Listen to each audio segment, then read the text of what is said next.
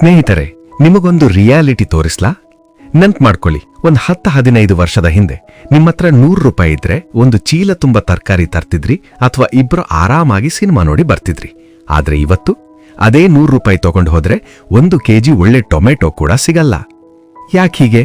Note ಅದೇ ಇದೆ, ಗಾಂಧಿ ತಾತನ ಫೋಟೋನೂ ಅದೇ ಇದೆ, ಆದ್ರೆ ಅದರ ಬೆಲೆ ಅಥವಾ ಕೊಂಡುಕೊಳ್ಳುವ ಶಕ್ತಿ, ಪರ್ಚೇಸಿಂಗ್ ಪವರ್ ಕಡಿಮೆ ಆಗಿದೆ. ಇದನ್ನೇ ನಾವು ಎಕನಾಮಿಕ್ಸ್ ಭಾಷೆಯಲ್ಲಿ ಹಣದುಬ್ಬರ ಅಥವಾ ಇನ್ಫ್ಲೇಷನ್ ಅಂತ ಕರಿತೀವಿ. ಇದು ನಮಗೆ ಕಾಣದ ಹಾಗೆ ಸೈಲೆಂಟ್ ಆಗಿ ನಮ್ಮ ದುಡ್ಡನ್ನ ತಿನ್ನುವ ಒಂದು ರಾಕ್ಷಸ. ಈಗ ರಿಯಲ್ ಮ್ಯಾಟರ್ಗೆ ಬರೋಣ. ನೀವೇನಾದ್ರೂ ನನ್ನ ದುಡ್ಡು ಬ್ಯಾಂಕ್ ಸೇವಿಂಗ್ಸ್ ಅಕೌಂಟ್ನಲ್ಲಿದೆ, ನಾನು ಸೇಫ್ ಅಂತ ಅನ್ಕೊಂಡಿದ್ರೆ ನೀವು ದೊಡ್ಡ ತಪ್ಪು ಮಾಡ್ತಿದ್ದೀರಾ. ನಮ್ಮ ದೇಶದಲ್ಲಿ ಪ್ರತಿ ವರ್ಷ ಹಣದುಬ್ಬರ ಸುಮಾರು 6% 7% ಇರುತ್ತೆ. ಅಂದ್ರೆ ಪ್ರತಿ ವರ್ಷ ವಸ್ತುಗಳ ಬೆಲೆ ಅಷ್ಟು ಏರುತ್ತೆ. ಆದ್ರೆ ನಿಮ್ಮ ಬ್ಯಾಂಕ್ ಸೇವಿಂಗ್ಸ್ ಅಕೌಂಟ್ ಕೊಡೋ ಬಡ್ಡಿ ಎಷ್ಟು? ಕೇವಲ 3% 4%. ಅಂದ್ರೆ ನಿಮ್ಮ ಹಣ ಬ್ಯಾಂಕ್ನಲ್ಲಿ ಸುಮ್ಮನೆ ಬಿದ್ದಿದ್ರೆ ಪ್ರತಿ ವರ್ಷ ಅದರ ಮೌಲ್ಯ ಕಡಿಮೆ ಆಗ್ತಿದೆ ಅಂತ ಅರ್ಥ. ನೀವು ಗೊತ್ತಿಲ್ಲದೇನೆ ಬಡವರಾಗ್ತಿದ್ದೀರಾ.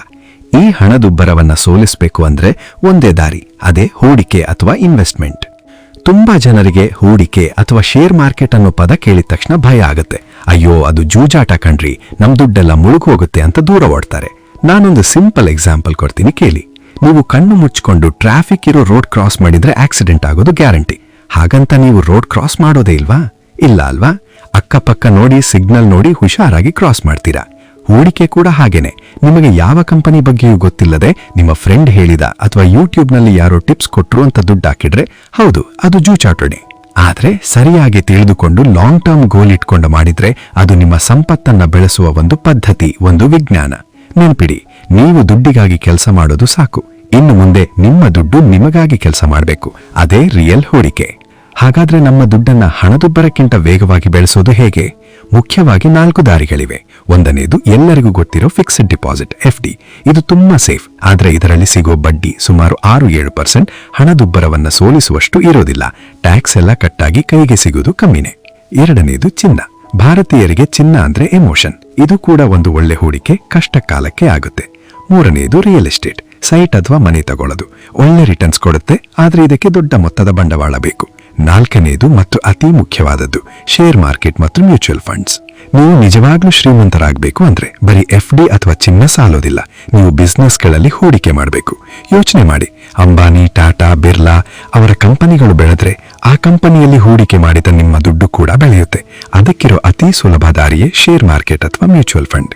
ಈಗ ನೀವು ಕೇಳ್ಬೋದು, ಸರ್, ಶೇರ್ ಮಾರ್ಕೆಟ್ನಲ್ಲಿ ಹಾಕೋಕೆ ನಮ್ಮ ಹತ್ರ ಲಕ್ಷಾಂತರ ರೂಪಾಯಿ ಇಲ್ಲ, ನಾವೇನ್ ಮಾಡೋದು ಅಂತ. ಒಳ್ಳೆ ಸುದ್ದಿ ಏನಂದ್ರೆ ಹೂಡಿಕೆ ಮಾಡೋಕೆ ನೀವು ಶ್ರೀಮಂತರಾಗಿರ್ಬೇಕಿಲ್ಲ, ಆದ್ರೆ ಶ್ರೀಮಂತರಾಗೋಕೆ ನೀವು ಹೂಡಿಕೆ ಮಾಡಲೇಬೇಕು.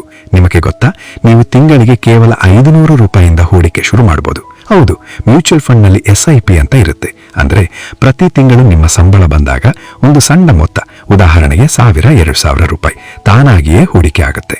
ನೀವೀಗ ನೆಟ್ಟ ಸಣ್ಣ ಗಿಡ ಮುಂದೊಂದು ದಿನ ದೊಡ್ಡ ಮರವಾಗಿ ನಿಮಗೆ ನೆರಳು ಮತ್ತು ಹಣ್ಣು ಕೊಡುತ್ತೆ. ಇದನ್ನೇ ಪವರ್ ಆಫ್ ಕಾಂಪೌಂಡಿಂಗ್ ಅನ್ನೋದು. ಬೇಗ ಶುರು ಮಾಡಿದಷ್ಟು ಹೆಚ್ಚು ಲಾಭ.